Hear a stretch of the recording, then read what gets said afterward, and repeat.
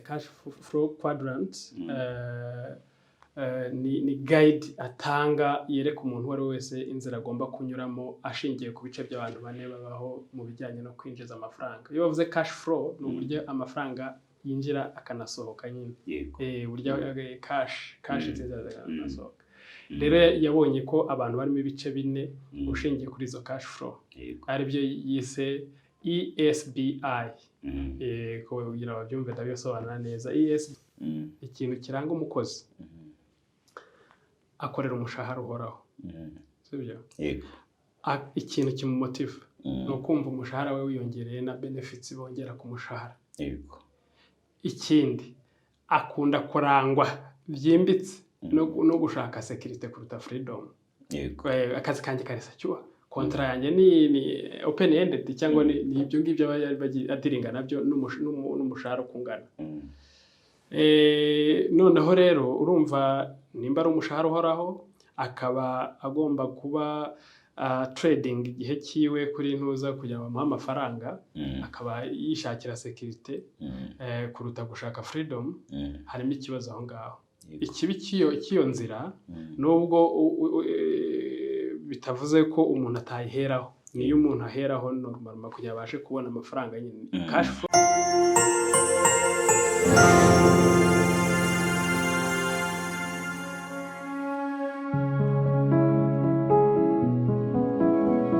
bahaye ikaze inshuti bakunzi ba Imena TV. Ndizera yuko mumeze neza aho muherereye mu bice byose by'igihugu, ndetse kandi n'abadukurikirana cyangwa se badukunda muri hanze y'igihugu turabakeje cyane, turabasuhuje. Abatari mu bihe byiza, abarwaye, abafite ibindi bibazo bitandukanye by'ubuzima, namwe tuberetse Uwiteka. Reka nguhe ikaze Sylvain. Murakoze cyane. Umeze ute se? Meze neza. Urasa neza. Murakoze. Iyo umuntu yambaye neza cyangwa asa neza ahita hasiga nk'igihumbi cyangwa se ubwo nagira ngo nkakubwira ukamenye. Biragenda se? Biragenda. Uyu munsi ndashaka kuganiriza ku mafaranga. Ubwo ndimo ndagira ngo motive kugira ngo uze kuyamaho wenda nyuma y'ikiganiro cyangwa no mu kiganiro biremewe nta kibazo. Ndakurangira aho uzayakura. Biko bimeze kabisa. Uyu munsi rero ndashaka ko tuganira ku mafaranga. Kare nahoze nibaza kuko nzi ko uri rwiyemezamirimo. Nahoze nibaza ni buriya niki cyagushiftinze kugira ngo uve kuba umukozi w'umuntu cyangwa se umuntu ukorera ukwezi. Kuko akenshi umuntu ukorera ukwezi aba ari umu employee, ari abandi babita abanyakabyizi hari nimba ariko tubyita. Niki kintu cyatumye ushiftinga uravuga uti oya reka nanjye ngende uko bigenda kose ntangire guhera kuri zero. Ubungubu mbe ndi owner wa Mix Venture, hakaba hari na Imena n'ibindi wenda bizaza. Niki gituma umuntu ashobora gufata umwanya wakavuga ngo ndetse gukorera abantu ngiye kuba self employed mbe cyangwa se business owner?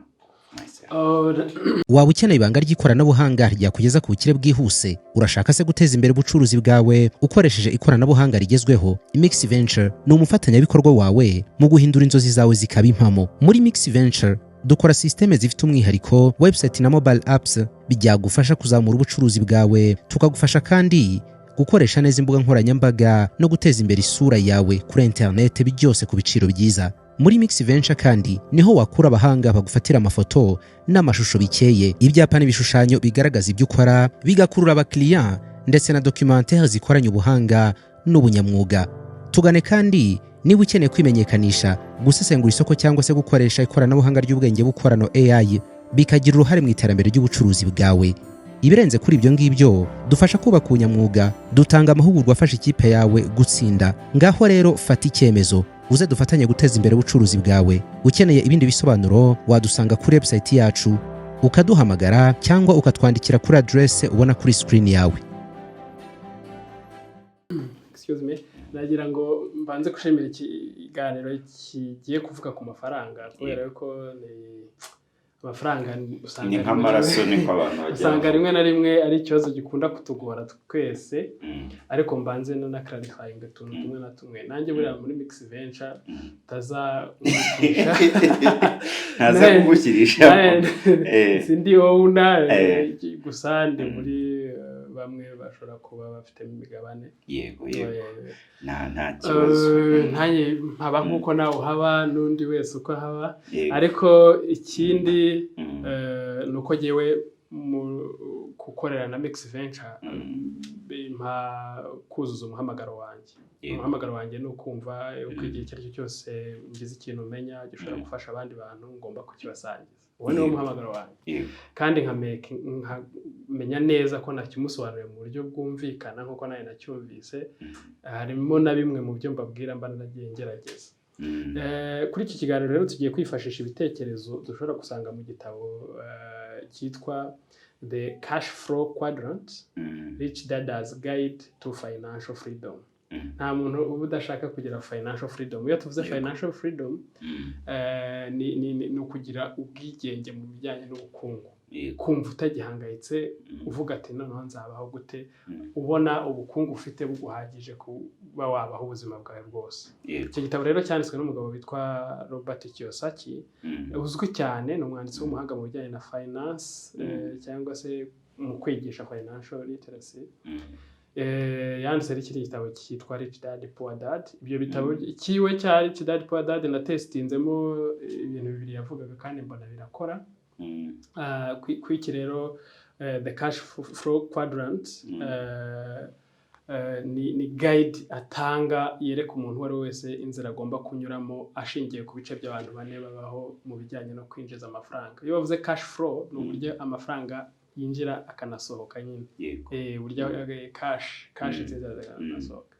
Rero yabonye ko abantu barimo ibice bine ushingiye kuri izo cash flow ari byo yise ESBI kugira babyumve ndabisobanura neza. ESBI no kuvuga ngo ninuza gusanga hari ikindi gice nk'umunyamakuru nawe uri buze kubona ukimbaza kabisa naye narabishije atadakibura mbona rero batangira bavuga yuko kugira ngo winjize cash flow cyangwa se amafaranga abashe kukunyuraho hari inzira ya mbere kandi biba byiza iyo uvuye mu nzira imwe usubizana cya kibazo mbajije ukajya mu yindi gutyo si na ngombwa yo kuva muri imwe ushobora no kuzifatanya arebye nk'ubu iyo banavuze bahaye nk'urugero rujyanye n'uko ushobora gutwarira ibintu icyarimwe.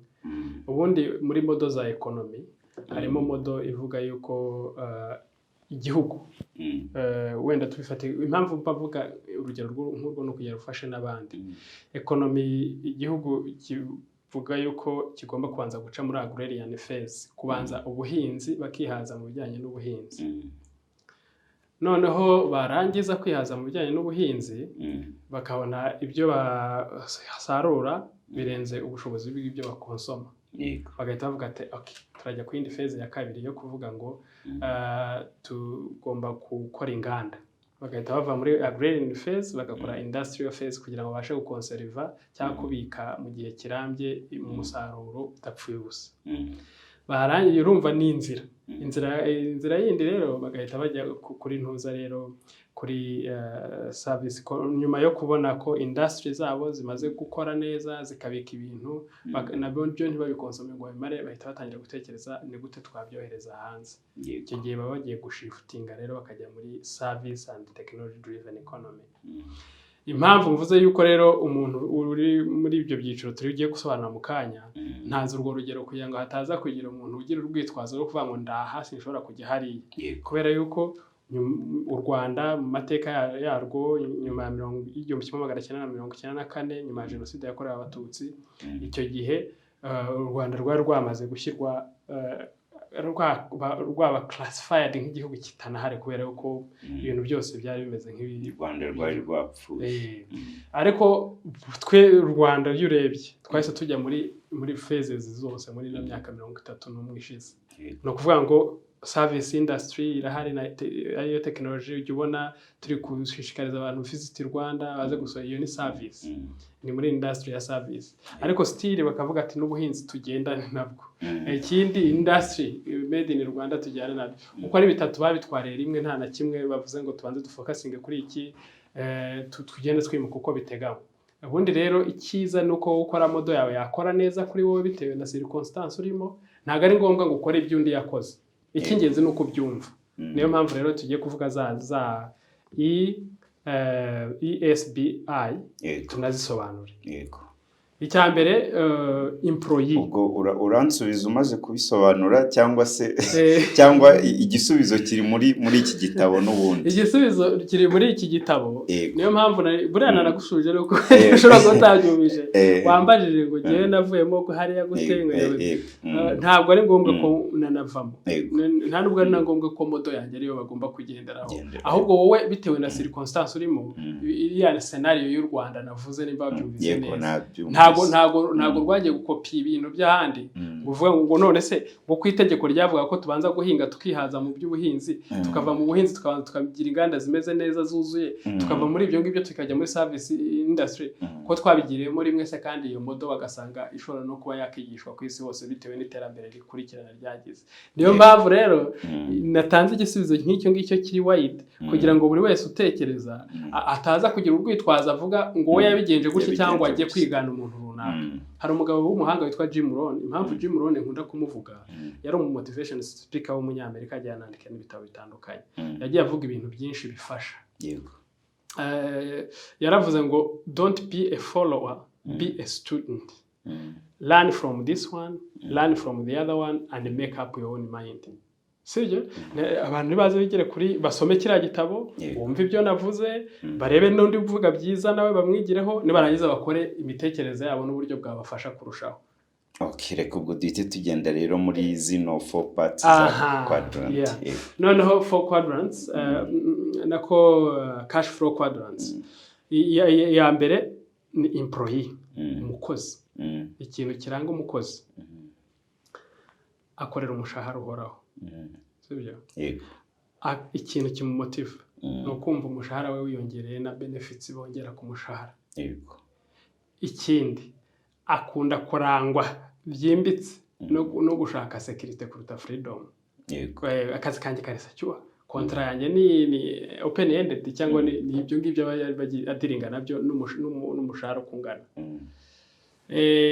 noneho rero urumva nimba ari umushahara uhoraho akaba agomba kuba trading igihe kiwe kuri ntuza kugira ngo bamuhe amafaranga akaba yishakira security kuruta gushaka freedom harimo ikibazo aho ngaho ikibi cy'iyo nzira nubwo bitavuze ko umuntu atayiheraho niyo umuntu aheraho normal kugira abashe kubona amafaranga nyine cash flow kwinjiremo bashe gucungana n'uburyo inasohoka icyo gihe rero ikibazo kibamo nuko ibingibi ntibijya biramba cyane kubera yuko kubw'impamvu ebyiri ntabwo ushobora kubona igisubizo cya financial freedom uri gukorera umushahara gusa igihe wawukoreraga ukawurya ugashira kubera yuko igihe cyawe kiba kigengwa n'abandi nta nubwo ushobora kwikorera ibindi bintu byawe bishatse kuvuga ngo rero icyo wowe ufite nk'ikibazo ni ugushaka uburyo uzasohoka muri uwo mutego watezwe wo kugira ngo ubivemo ujye ku cyiciro cya kabiri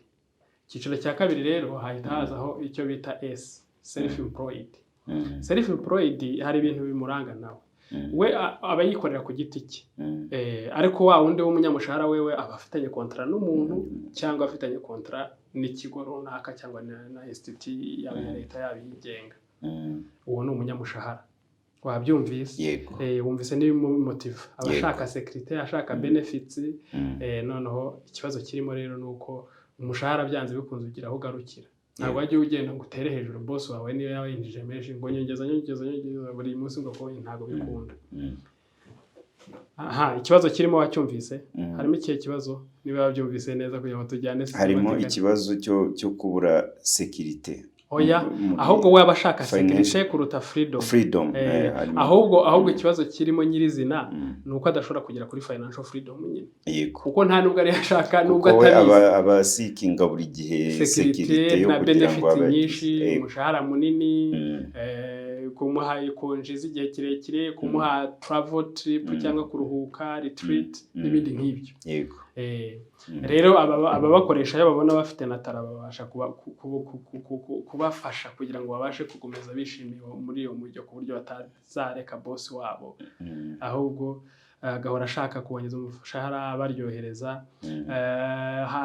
hari umugabo w'inshuti yanjye amwita Ruhumuriza Eric yigeze kumbwira akantu asomye mu gitabo nuko ntazi igitabo yagasomyemo arambwiye ngo igikeri ushobora gufata amazi akonje ukagishyira mu isafuriya ukagicanira kikagenda gicyumva ubushyuhe gishyuhana nayo kikazagira aho kigashira umwuka kitarabasha gutaruka kubera ko ubushyuhe bwagiye buzamuka gake gake kikageraho kigacika intege ibyo ngibyo ni scenario wakumva n'umukozi wagiye ushaka security agashaka benefit bakagenda banabimuha akagenda ashyuha yumva aryoshye ubuzima bukarangira usanze nta kintu kizima yagezeho tugiye rero kuri self employed aba yikorera ku giti cye yego akaba afite freedom wenda yo kwipangira igihe n'igihe ari bukorera ibintu akaba yashobora no kwinjiza amafaranga ariko amafaranga ye agendana n'igihe n'ibyo yakoze kubera yuko ibyo atakoze nyine ntago abihemberwa ikibazo kirimo icyarusha wa wundi ukorera mushahara nuko we yipangira igihe akavuga ati nzakora iki gihe n'iki yinshobora kuyikora nijoro niyo nabyuka saa 9 z'ijoro nimba ari task mfite nkayirangiza ku manywa nkirirwa nimereye neza ikibazo cyayo nyirizina nuko babatwa n'akazi ntibabashe kubona n'umwanya wo kuruhuka kandi nabyo amafaranga yabo agendana nuko bakoze nabo ni nka bya bindi twavugaga muri the parable of the pipeline ni nkaho baba bameze nk'abantu nabo nyine abo ibyo byiciro bibiri yaba employee yaba self employed ni ba bucket carriers nimba atarumvise cya kiganiro azaje kumva bucket carriers yagira noneho hagahita hazaho business owner business owner ni umuntu uba owning system ikora neza no kuvuga ngo ni umuntu ushobora kuba ufite structure cyangwa system y'abantu y'abakozi bashobora gukora yaba hari yaba dahari ku buryo iyo system yiwe yikoresha akaba afite managing ibikorwa bye afite bigira gute ibintu byose afite business ni ubwo no kuvuga ngo rero uwo nguwo business owner wewe ntago tuza kubona imbogamizi cyangwa ikibazo ahubwo tubona inyungu ya mbere nuko ashobora kubaho business ye niba ishobora kubaho ikamwinjiriza ubushobozi bungana buruta buri munsi y'ibya konsoma ndako buri hejuru y'ibya konsoma icyo gihe ashobora kubaho atanakoze ubuzima bwe bwose kubera iyo system ihari kandi ikora neza ni avantage rero ni avantage ariko abakoresha amafaranga n'ubundi abantu bakamukorera akazi akareba abantu bafite impano buriya boss wawe yo gukoresha bivuze yuko aba yabonye yuko hari ibyo ushoboye gukora ariko byaba byiza nyine ubyigiyemo ukigana uko akora kugira ngo nawe uzabashe gukoresha amafaranga ntuzahore umeze kuri cyangwa uhura na cya kibazo ikindi abafite freedom kuko yajya ashaka agakora ibyo ashaka kubera yuko n'ubundi we ntabwo bimusaba kugira ngo akore kugira ngo agire icyo abona ahubwo amafaranga ye na system yubatse biba biyinjiza cash flow ibe bimeze noneho hakazaho yitwa investor investor rero ni wa wundi ashobora kuba muri business owner ashobora kuba ushora amafaranga mu bigo agura imigabane mu bigo by'imari cyangwa se niyo bitaba iby'imari nka muri Bralirwa akaba afitemo imigabane buri mwaka bamuha dividend kandi iyo migabane yiwe igenda izamurirwa agaciro ni babandi bashobora kugura amabonde ya leta bakaguriza leta ikazagenda ibishyura yongeyeho n'inyungu n'abantu baba bafite amafaranga menshi agenda abyara andi menshi niyo mpamvu investor rero aba ari umuntu ufite ubwo bushobozi yarubatse n'amasysteme yinjiza amafaranga ashobora kubaka amahoteli ashobora kubaka amazu akodeshwa ashobora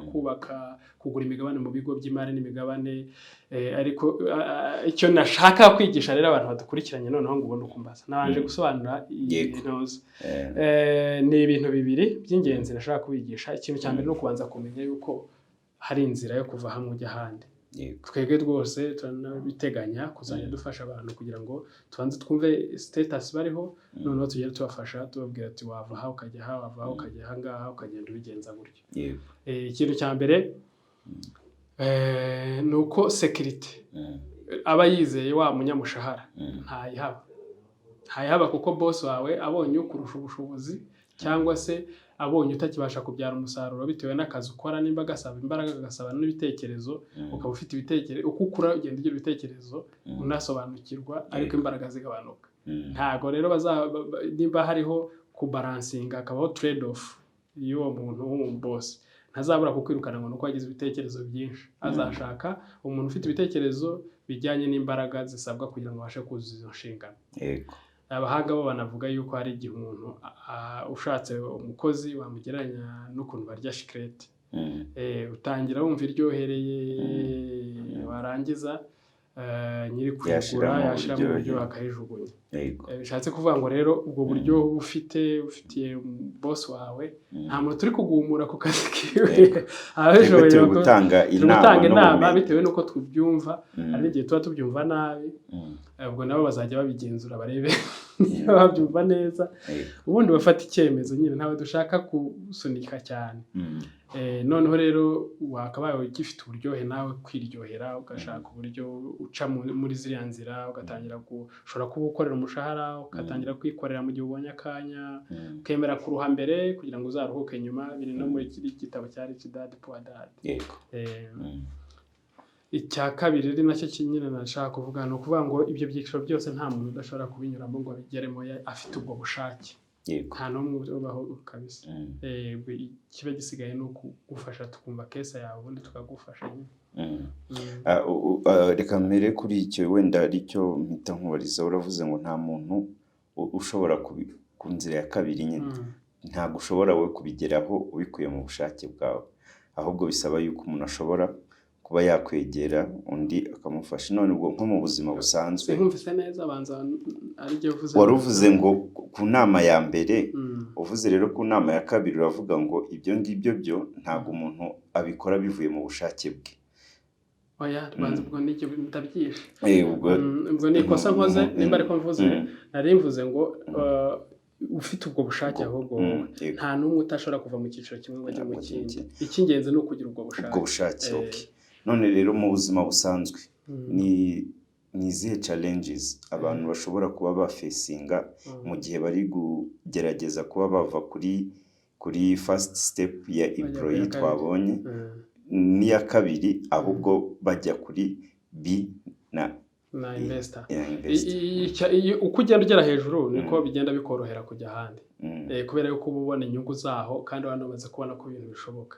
Ahubwo bigorana cyane cyane uva ku ya mbere ujya ku ya kabiri cyangwa se uva ku ya kabiri ujya ku ya gatatu kubera iya mbere ikintu cya mushahara buriya abanyamushahara bose abenshi muntu uza muri Amerika naho bakora ubushakashatsi statistique zigaragaza ko abantu 75% bakora akazi batishimiye. 75% ari muri Amerika. Ubwo bishatse kuvuga ngo hano rero hari n'abatababana gafite nabo tujye tubibuka yuko bashobora kuba batagafite ariko mu gihe utagafite ntukwiye guta umwanya complaininga ahubwo ukwiye guta umwanya ugashakisha ariko ukanagashaka uzi icyo uzakamaza kuko hari igihe banakaguha ahubwo utiteguye ugasanga ntacyo kakumariye birutwa nuko wari kuba ufite umwanya wo kwitegura bihagije. Ariko ntagire unyumva nabi ngo yumve ko ari nifuriza ngo atinde mu kubona akazi. So ikigorana na challenge ya mbere rero no gufata icyemezo no kwigirira icyizere kubera yuko biba bigoye kwiyumvisha uburyo ugiye gutangira ikintu gishya kitari gisanzwe gihari cyangwa se imvune ugiye guhora nazo ukora akazi unashaka uburyo wikorera ariko with the technology hari uburyo ushobora kubinoza. Twebwe rero dushobora kukugira inama dushingiye kuri case kuko yigira inama abantu muri rusange ntabwo byumvikana neza. Niyo mpamvu dutanga general knowledge ariko specific knowledge ku muntu ku giti kiwe duteganya no kuzategura ama seminars cyangwa se one on one talk tuka-investigatinga uburyo twafasha umuntu kugira ngo ave muri agere progress ave kuri faze imwe ajye ku yindi. Icya mbere ntabwo byoroshye ariko icya kabiri bifite agaciro yuko ikintu bibaye byoroshye buri wese ntawe utabikora yaba ari inzira ari na formule uvuga ati ndava ahangaha nimukira ahangaha nubwo rero bizwi bikaba ari n'inzira ari na formule kwa kugorana no kutihangana kw'abantu nk'uko twabibonye birangira n'ubundi binaniranye challenge irimo rero ni ugufata icyemezo kandi ukagerageza gukora ibintu wisunze abantu bashobora kukugira inama bakubwira ati urahura n'ino mbogamizi ihangana wibivamo kubera yuko natwe twahuye nazo komeza ugerageze ejo bishobora gukunda kandi akenshi birangira binakunze. None personally ku giti cyawe ibitekerezo waba warasomye muri cash flow quadrant hari icyo byaba byaragufashije wenda kuba achieved more financial independence? Ikintu kimwe namye mbwira abantu kandi n'ubu nakongera ngasubiramo navuze ko ndi umwe mu bantu bashaka kuza impano zabo mu buryo butandukanye dufasha n'abandi guhishurirwa izabo.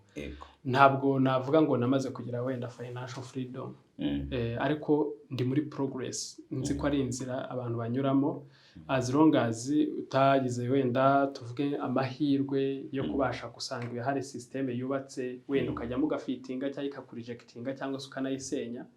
Ngewe ntawe nasenye nta niyo nagiyemo ngo fitinge niyo mpamvu ndi muri position nziza yo kuba nafasha umuntu wari wese ushaka kubaka akazi tugafatanya urwo rugendo kandi nzi neza ntashidikanya uko bishoboka. Icyamfashije kurusha ibindi bintu byose hari ibintu bibiri bavuga muri Rich Dad Poor Dad. Buriya kumva ibintu wabigereranya no kubuhawe impano ariko kugira ngo iyo mpano yawe yishyire mu bikorwa nuko ibyo wumvise wabishyize mu bikorwa nyine ugatangira no kubitekerezaho. Nk'urugero rwa Rich Dad Poor Dad nyine yabanjirije quadrants cash flow quadrants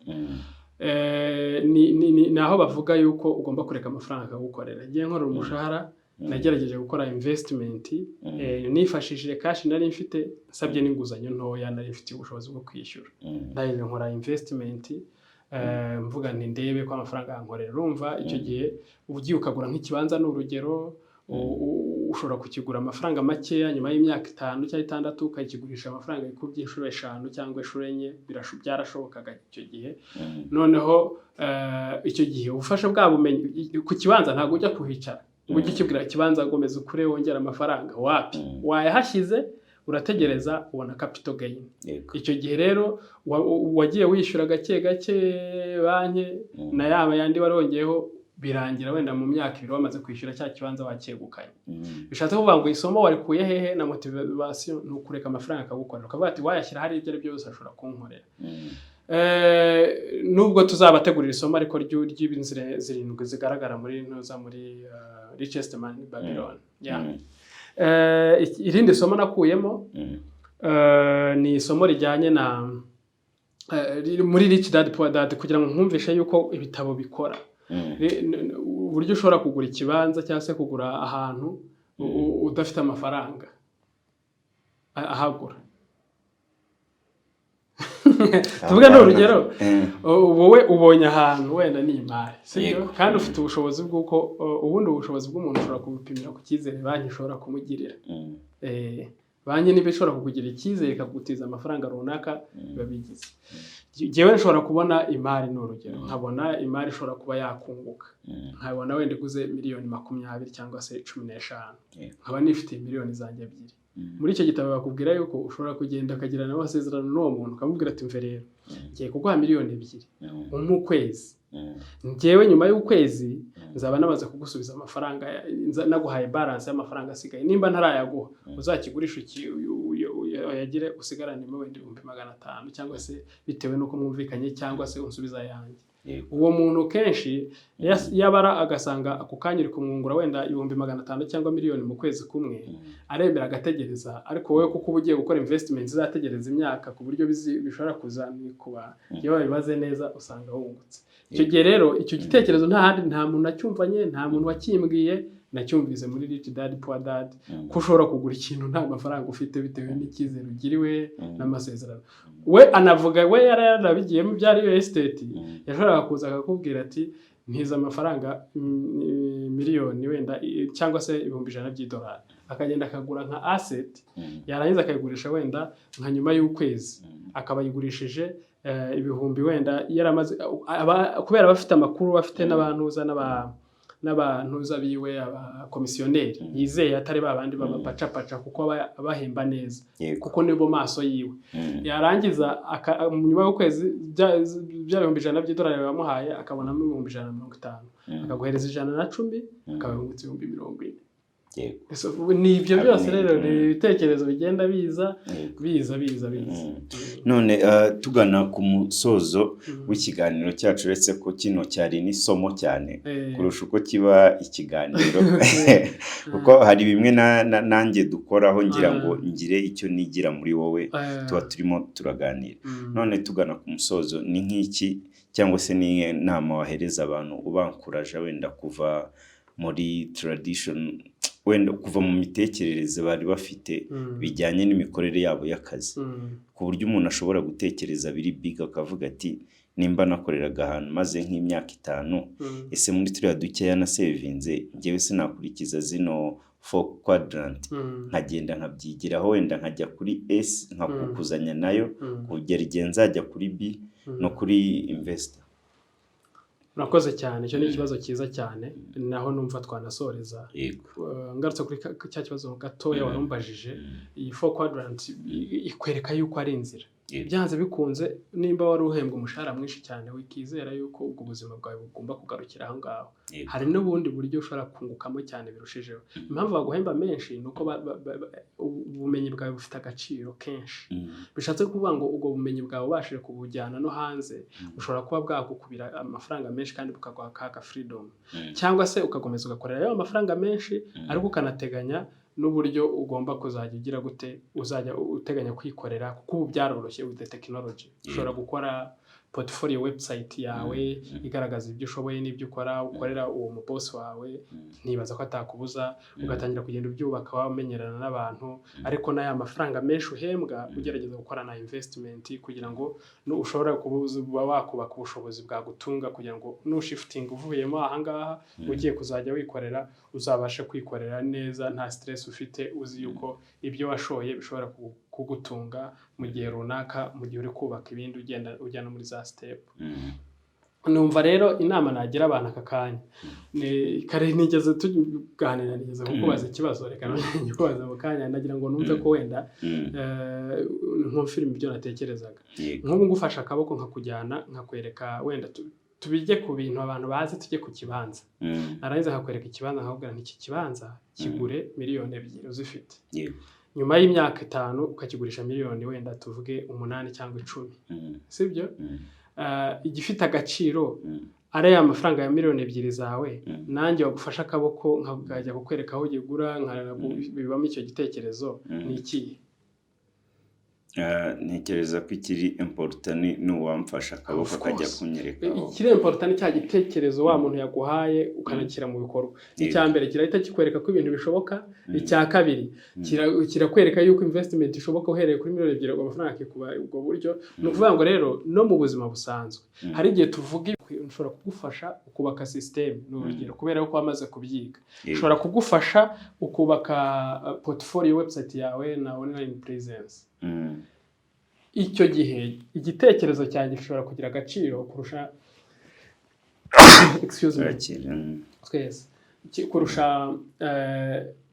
kurusha neza na mushahara wahembwaga kubera ko down the road nyuma y'imyaka 5 ushobora gusanga ari cyo gitekerezo cyiza wagiye uhura nacyo mu buzima bwawe. Shishikariza abantu rero ko bahindura imitekerereze bakajya baganira n'abantu bagira ikintu babagezaho bafite n'icyo bamaze kugeraho cyangwa se n'icyo bize noneho bakabifashisha kugira ngo babafashe.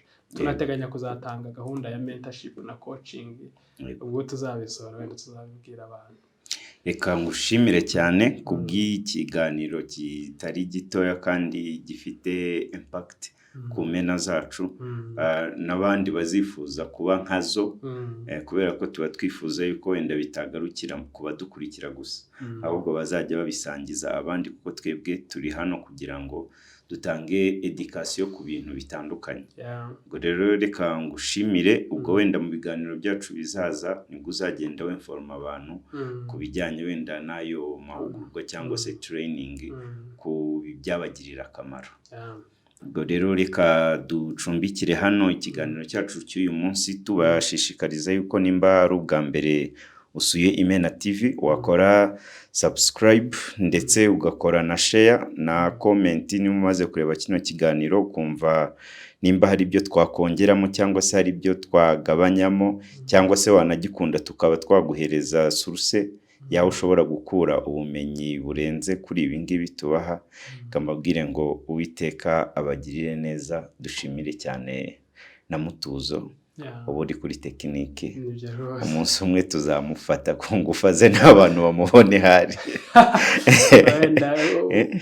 Ubona turi abagabo babiri niyo wongeyeho ijambo ku ngufu. Oya nuko usanga akenshi hari abantu baguma inyuma y'amarido kandi ugasanga bakora role nini cyane. Oya ntago ari ku ngufu, reka iryo jambo ndaryisubije mu butabera. Iyo uvuze ijambo ritari ryo uraryisubiza kugira ngo bitazagukurikirana, ariko ubwo ryisubije ni nkaho ntaryo navuze. Ntaryo numvise. Sawa rero Imana ibagirire neza ubwo ibiganiro nk'ibi naho ubutaha.